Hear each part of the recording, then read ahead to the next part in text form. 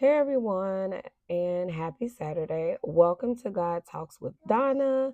For those that are a part of my family, I want to say welcome back.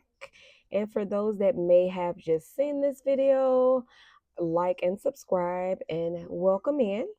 So, today, the message I am going to bring is going to be from the book of Malachi. For those that don't know, Malachi is one of the prophets from the Old Testament. This is actually the last book of the Old Testament, and we are going to be I am going to be coming from chapter 1. So chapter 1 is basically about God's complaint against Israel.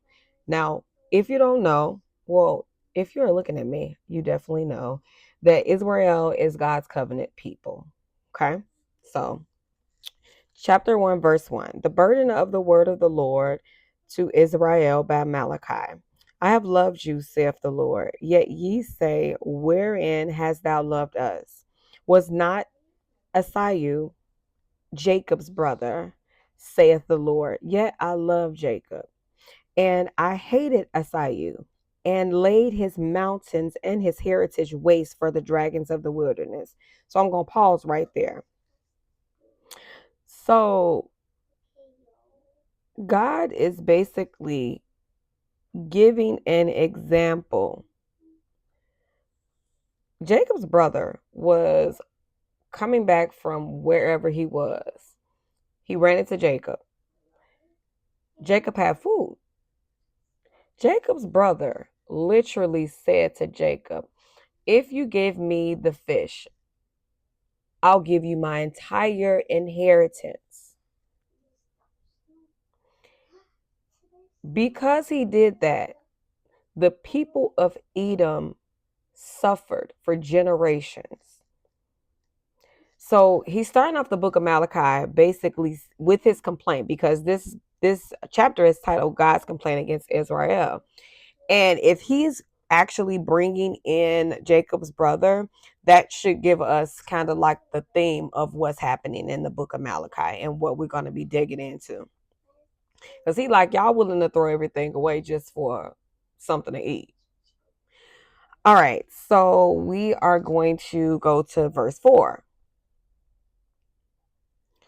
Now, wherein Edom saith, we are impoverished, but we will return and build the desolate places. Thus saith the Lord of hosts.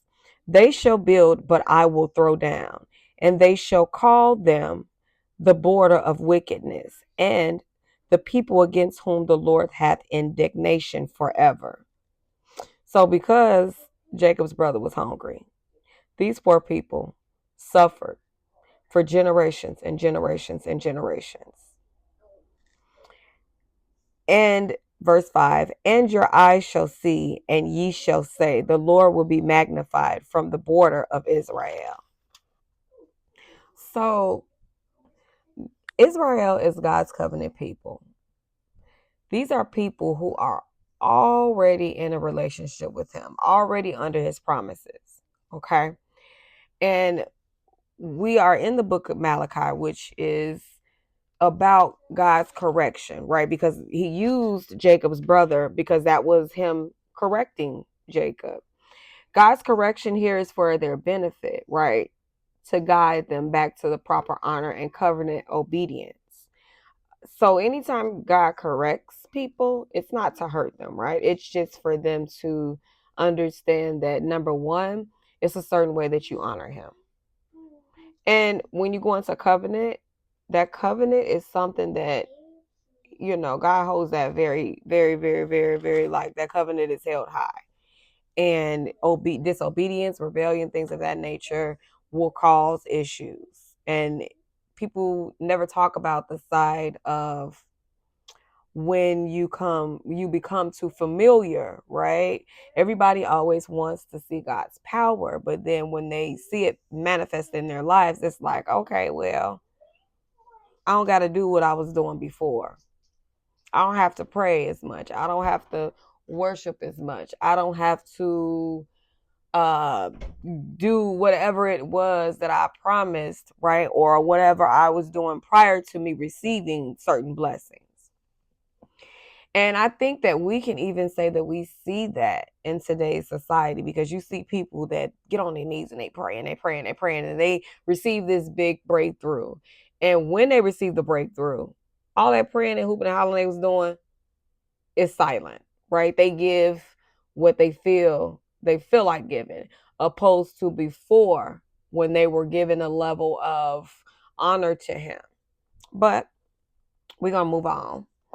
I think that when this was placed on my spirit, this was God saying that to his people, people have become too comfortable spiritually, compromising themselves. And not only spiritual and spiritual compromise is not always like being in bad environments or drinking or smoking and doing stuff like that. It's also going to church, right? And you're an elder or you are a worship leader and you have gotten to the point where it's like, okay, I'm just doing it just because I got to do it. You're spiritually compromising yourself at that point also. But I'll move on. So now we move to verse 6. A son and honoreth his father, and a servant his master. If I be a father, where is mine honor? And if I be a master, where is my fear? Saith the Lord of hosts unto you, O priests that despise my name. And ye say, wherein have we despised thy name? So now that we move to verse 6, and this is titled, and I'm in the King James Version, unacceptable sacrifices. So now we know that in the Old Testament, only priests were able to give sacrifices. Well, before they got over into the promised land and before they were in the land, and I'm just using this metaphorically, before they got to the land of milk and honey, they were like offering the best sacrifices. They were offering the best praise and worship. And it's like once they received all of the green pastures that he promised them, they was half giving it. Like, okay, we know we should give him the best, but I don't feel like it, right? And verse 6 is basically God speaking to Israel about dishonoring him. If we as Christians are not careful, comfort will lead to dishonoring God. With Israel, they had got comfortable. They had seen God's power so many times in their lives that they had got comfortable. And the book of Malachi is basically towards leadership, priest. And in our generation, or right now, what's happening, we will speak with pastors and elders and people of that nature. And let me see. And this is in my notes. So I'm going between the Bible and my notes. And also familiarity without honor. Like, you've gotten familiar with his presence. You've gotten familiar with his power, but you're not honoring him.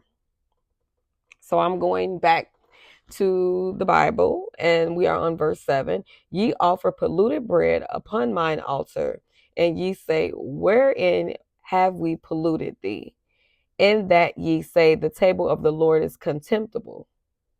So God is like, y'all giving me anything now. You offer me polluted food, polluted bread. They were basically giving God the endings, or the leftovers of whatever they had as an offering. And God knew that they had the capacity to give more and to do more, right? Because they've done it before. And it was like they got so comfortable and so routine. It wasn't even a situation where they felt any fear about it. It was like, okay, we're going to give what we can give, and that's that. And then I'm going to go to verse 11. Well, actually, I want to go to verse 8. And if ye offer the blind for sacrifice, is it not evil? And if ye offer the lame and sick, is it not evil? Offer it now unto thy governor. Will he be pleased with thee, or accept thy person, saith the Lord of hosts? That says everything we need. God is like, would you give this to the governor? or the mayor? Or would you give this to any of the leaders and expect for them to accept it from you? If they probably would have offered that to a governor, they may have been killed. Verse 9, and now I pray you, beseech God that he will be gracious unto us. This hath been your means. Will he regard your persons, saith the Lord of hosts? Who is there even among you that would shut the doors for naught? Neither do you kindle fire on mine altar for naught. I have no pleasure in you, saith the Lord of hosts. Neither will I accept an offering at your hand. So the book of Malachi, and this is titled Unacceptable Sacrifices. He is basically telling them, anytime you light fire on my altar, anything you place on this altar, I'm not accepting it as an offering. I'm not accepting any offering from your hand. And verse 11 says, for from the rising of the sun, even until the going down of the same, my name shall be great among the Gentiles. And in every place incense shall be offered unto my name. And a pure offering for my name shall be great among the heathen, saith the Lord of hosts. He is saying, the people that are not even familiar, that are not even in covenant with him, okay, show him more reverence. God is speaking to the priests, saying that those who hold no title, and this is my notes, show more reverence and fear of the Lord of a host than you do. You know my wrath. They have more honor and more reverence than you. Verse 12, but ye have profaned it, in that ye say the table of the Lord is polluted, and in thereof even his meat is contemptible. So in the book of Malachi, chapter 1, verse 1 through 12, God is basically complaining against Israel, his covenant people, saying, you all have basically just put me on the back burner. How many of us have put God on the back burner? Oh, that was good. How many times have you found yourself praying and worshiping, when times were hard? And then when your breakthrough comes around, do you have that same energy? We have to be very careful with getting comfortable, right? No matter what happens and what power God shows you, you still honor him the same way you honored him when you were going to pray for whatever you were praying for. It's almost like, and my pastor says this a lot, God is not a sugar daddy. And I know y'all gonna be like, what? Because only a sugar daddy do you go to and get what you want, and then that's it. The power can manifest in your life. Elohim, he is a creator. He is a creator of all. And when you see God's hand in your life, because we have all had experiences where you have seen God's hand in your life. Hold on. Sorry. And when you see his hand and how he moves, you get to the point where it's like, oh, okay, I'm so full of the blessing, I'm so full of the breakthrough that I forget. So once you are walking in whatever it is, whether it's a marriage, whether it's a career, whether it's a new car, whether it's a new house, once you are walking in or sleeping in or living in what you were praying for, you have to continue to honor God. You have to continue to show reverence. You got to continue to stay like face down in prayer and spending time with him and honoring him the way he chooses to be honored. Okay? So I hope this message reaches who it needs to reach. Have a good Saturday night, and God bless you.